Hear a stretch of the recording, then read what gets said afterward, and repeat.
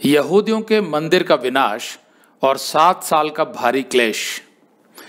इस अध्याय के आयतों में यीशु की शिष्यों के साथ जो बातचीत हुई वो जैतून के पहाड़ पर हुई, जब वे वहां से होते हुए बेतनिया की ओर जा रहे थे। पिछले अध्याय में यरूशलेम को लेकर यीशु ने जो भविष्यवाणी की थी वो अभी भी शिष्यों के कानों में गूंज रही थी। मत्ती 23:38 में यीशु ने कहा था कि यरूशलेम और उसमें स्थापित मंदिर उजाड़ हो जाएंगे।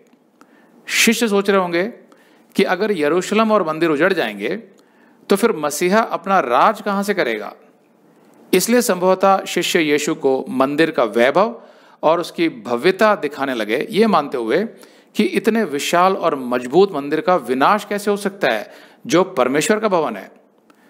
लेकिन यीशु के उत्तर ने उन्हें चौंका दिया। मत्ती 24:1। जब यीशु मंदिर से निकलकर जा रहा था तो उसके चेले उसको मंदिर की रचना दिखाने के लिए उसके पास आए। यीशु ने उनसे कहा, क्या तुम यह सब नहीं देखते? मैं तुमसे सच कहता हूं, यहां पत्थर पर पत्थर भी ना छूटेगा जो ढाया ना जाएगा। मतलब एक एक पत्थर ढा दिया जाएगा, पूरा मंदिर नष्ट हो जाएगा। एक तरफ तो शिष्य सोच रहे थे कि मंदिर की भव्य इमारत का कभी नाश नहीं हो सकता, और दूसरी ओर यीशु ने उन्हें बताया कि इस मंदिर का एक पत्थर भी दूसरे पत्थर के ऊपर नहीं बचेगा। अब इस पर शिष्यों का अगला सवाल स्वाभाविक था।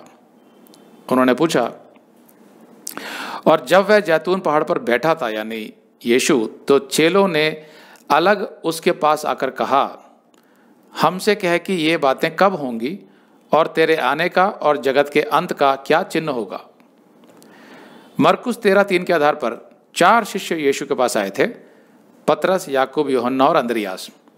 उनका सवाल यही था कि मंदिर कब ढाया जाएगा और यीशु का दूसरा आगमन और जगत का अंत कब होगा। इन्हीं 2 सवालों के बाद यीशु का प्रवचन आरंभ हुआ, जिसको जैतून के पहाड़ का प्रवचन भी कहा जाता है, द ओलिवेट डिस्कोर्स। तो सबसे पहली बात तो ये ध्यान रखनी है कि अगले 2 अध्यायों में, मतलब 24 और 25 में जो कुछ यीशु ने बताया वो सिर्फ यहूदियों और इजराइल से संबंधित है, चर्च से नहीं। यीशु ने यहूदिया प्रांत के विषय में बात की मत्ती 24:16 में, फिर उसने शब्द के विषय में कहा मत्ती 24:20 में, और दानियल की भविष्यवाणियों के विषय में कहा मत्ती 24:15 में। और ये सब केवल यहूदियों से संबंधित है, चर्च से नहीं। मैं ये आपको इसलिए कह रहा हूं क्योंकि कई चर्च मत्ती 24:40 से 41 को रैप्चर की आयतें समझते हैं, और इसलिए वे सिखाते हैं कि रैप्चर यीशु के दूसरे आगमन के समय में होगा, मतलब 7 साल के भारी क्लेश के बाद, जबकि ये गलत शिक्षा है, जैसा मैं अपने कई संदेशों में समझा चुका हूं। रैप्चर तो 7 साल के भारी क्लेश से पहले हो जाएगा, जब यीशु पृथ्वी पर नहीं आएगा बल्कि बादलों में प्रकट होगा, और सभी मसीह विश्वासियों को बादलों में उठा लिया जाएगा यीशु से मिलने के लिए। और उसके बाद यीशु अपनी दुल्हन को अर्थात चर्च को पिता परमेश्वर के पास ले जाएगा और मेमने का विवाह होगा, जैसा प्रकाशित वाक्य 19:7-8 में लिखा है। रैप्चर के विषय का पूरा सत्य तो यीशु के समय में किसी पर प्रकट नहीं हुआ था, वो तो आगे जाकर पौलुस पर प्रकट हुआ था, जिसने पहले कुरिन्थियों के 15:51-54 और पहले थिस्सलुनीकियों 4:13-18 में मसीहियों को यह बात समझाई। अगर आप ये संदेश पूरा देखना चाहते हैं तो आप इसे हमारे वेबसाइट hindiBiblestudy.com पर देख सकते हैं। ये वीडियो हमारे अगस्त के वीडियोस में अपलोड किया हुआ है, तो जिनके पैकेज में भी अगस्त का महीना शामिल है उनको यह वीडियो उनके माई अकाउंट में अगस्त के वीडियोस में मिल जाएगा। अगर आप हमारे वीडियो फोन पर देख रहे हैं तो अच्छी स्पीड के लिए कृपया गूगल क्रोम या मोजिला फायरफॉक्स ब्राउजर इस्तेमाल करें। तो इनको डाउनलोड करने के लिए आप प्ले स्टोर में जाएं और ऊपर गूगल क्रोम टाइप करें, फिर आप गूगल क्रोम ब्राउजर पर क्लिक करें और उसे इंस्टॉल करें। ये एकदम फ्री है। इसी तरह आप मोजिला फायरफॉक्स टाइप करें, फिर आप मोजिला फायरफॉक्स ब्राउजर पर क्लिक करें और उसे इंस्टॉल करें। यह भी एकदम फ्री है।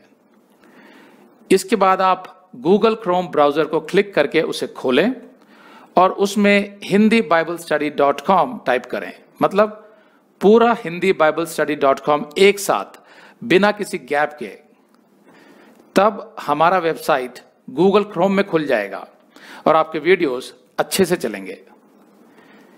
इसी तरह आप मोजिला फायरफॉक्स ब्राउजर भी क्लिक कर सकते हैं और उसमें भी बिना गैप के hindibiblesteady.com टाइप कर सकते हैं। उसमें भी हमारे वीडियोस बिल्कुल आराम से चलेंगे। इसके अलावा अगर आप चाहें तो बेहतर स्पीड के लिए आप वीडियो के नीचे बने प्ले बार पर सेटिंग्स का चिन्ह दबाकर 240p 240p सेलेक्ट कर सकते हैं, जिससे आपका बहुत ही कम डेटा खर्च होगा।